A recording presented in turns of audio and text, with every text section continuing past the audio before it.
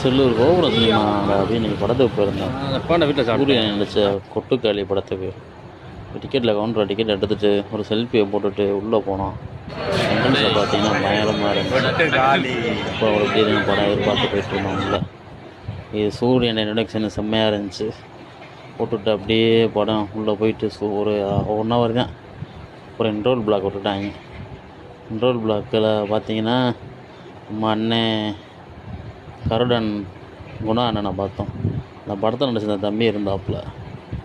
அதை அப்படியே அந்த அண்ணன் கூட சேர்ந்து ஒரு செல்ஃபியை போட்டுட்டு அங்கே ஒரு ஃபோட்டோ எடுத்துகிட்டு அப்படியே போனோம். திரும்ப படத்துக்குள்ளே போய் உட்காந்தோம். கடைசியாக 1 hourல படமே முடிஞ்சிருச்சு.